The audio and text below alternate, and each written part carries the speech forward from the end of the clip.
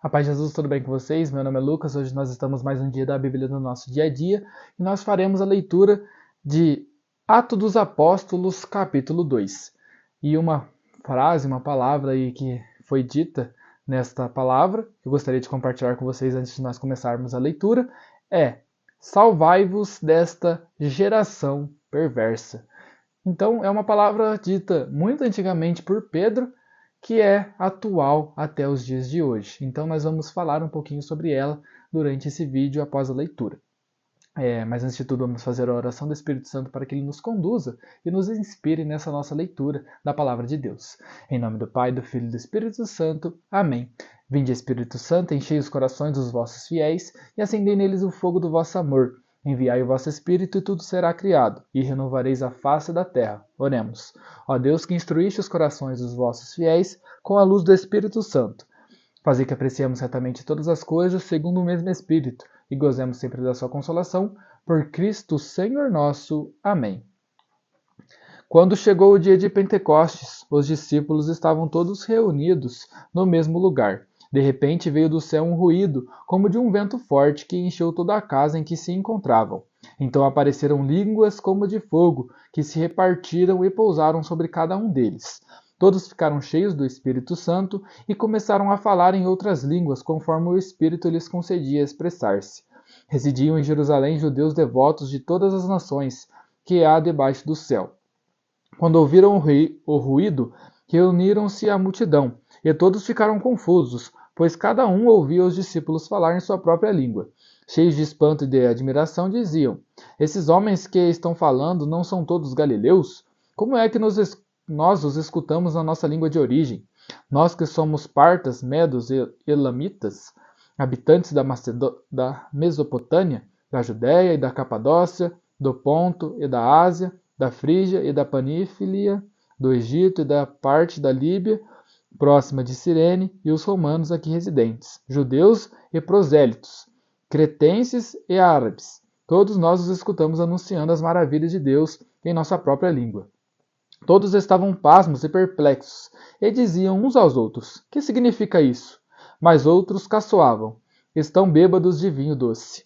Pedro, de pé, junto com os 11 apóstolos, levantou a voz e falou à multidão: homens da Judéia e todos vós que residis em Jerusalém, seja do vosso conhecimento o que vou dizer, escutai-me com toda a atenção.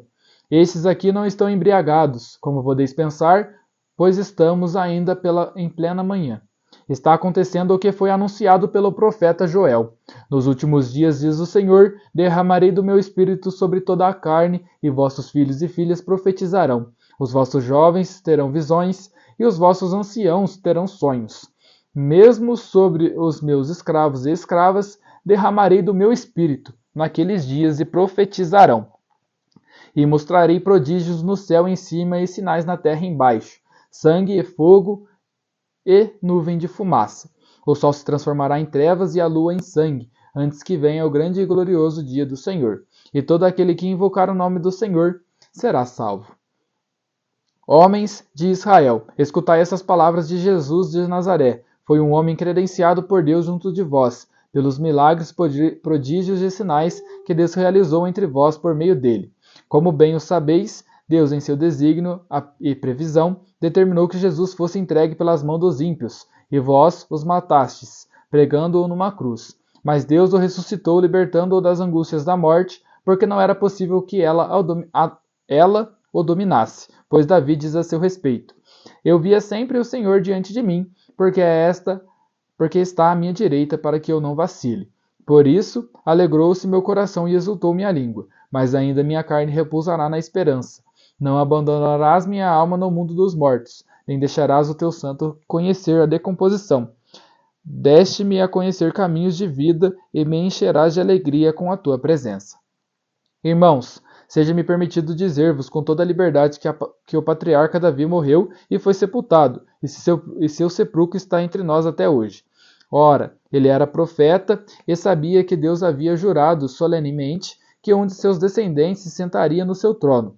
Assim ele previu a ressurreição do Cristo, e é dela que disse: não foi abandonado no mundo dos mortos, e sua carne não conheceu decomposição. De fato, Deus ressuscitou este mesmo Jesus, e disso todos nós somos testemunhas.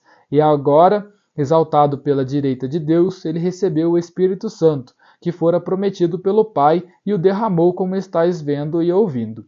Pois Davi não subiu ao céu, mas ele disse o Senhor ao meu Senhor, senta-te à minha direita, até que eu ponha teus inimigos como apoio de teus pés. Portanto, que todo o povo de Israel reconheça com plena certeza: Deus constituiu Senhor e Cristo, a esse Jesus que vós crucificastes. Quando ouviram isso, ficaram com o coração compungido e perguntaram a Pedro e aos outros apóstolos: Irmãos, que devemos fazer? Pedro respondeu: Convertei-vos e cada um de vós seja batizado em nome de Jesus Cristo, para o perdão dos vossos pecados, e recebereis o dom do Espírito Santo. Pois a promessa é para vós e para vossos filhos, e para todos aqueles que estão longe, todos aqueles que o Senhor nosso Deus chamar. Com muitas outras palavras ainda Pedro lhes disse, dava testemunho e os exortava, dizendo: Salvai-vos dessa geração perversa. Os que aceitaram as palavras de Pedro receberam o batismo. Naquele dia foram acrescentadas mais ou menos 3.000 pessoas. Eles eram perseverantes em ouvir o ensinamento dos apóstolos na comunhão fraterna, na fração do pão e nas orações. Apossava-se de todos o temor e pelos apóstolos realizavam-se numerosos prodígios e sinais.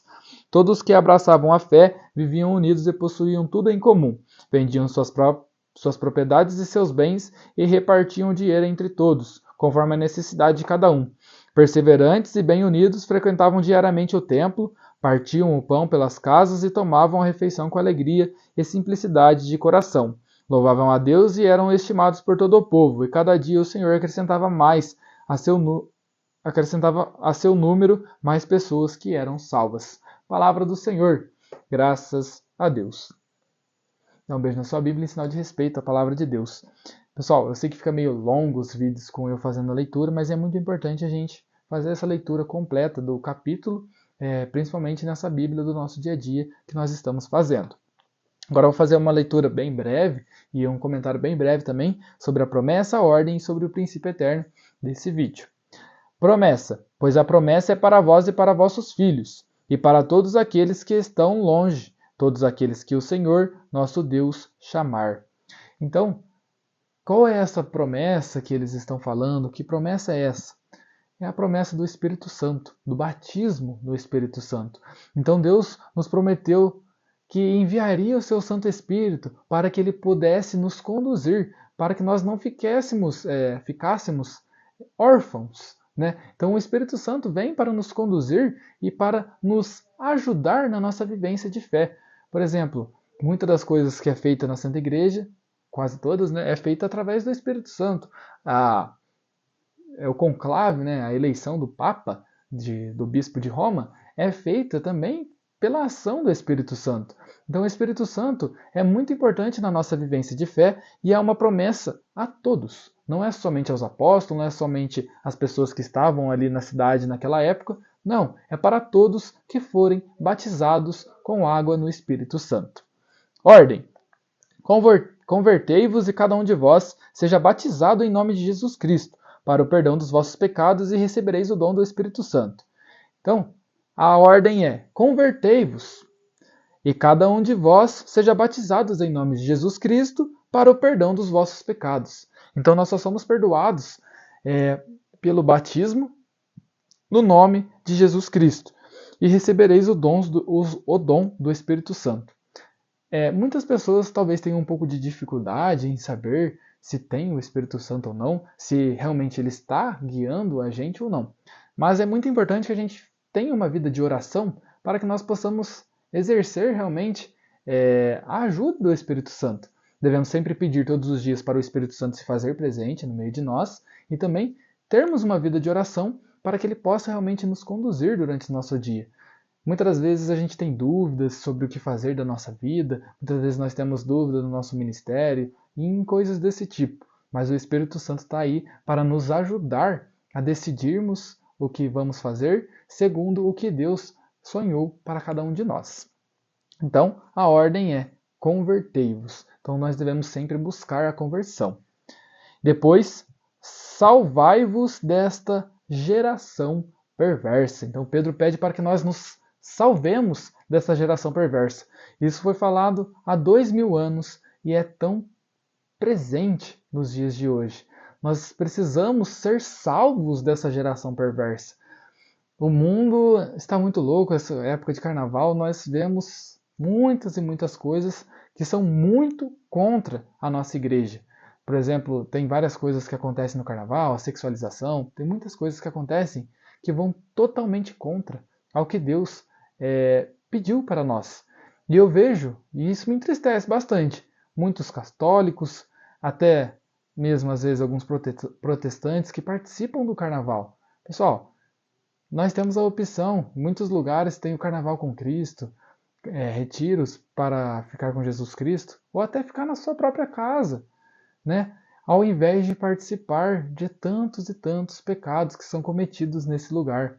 Ah, mas eu não peco, eu não bebo, eu não faço as coisas, eu não vou com vestido curto. Gente, você está num ambiente de pecado. Você vai ser conduzido ao pecado.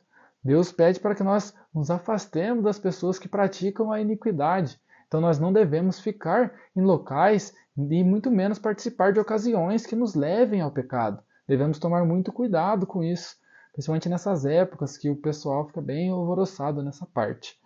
Então, salvai-vos. Nós precisamos nos salvar dessa geração perversa. E somente encontraremos a salvação em Jesus Cristo. Príncipe eterno.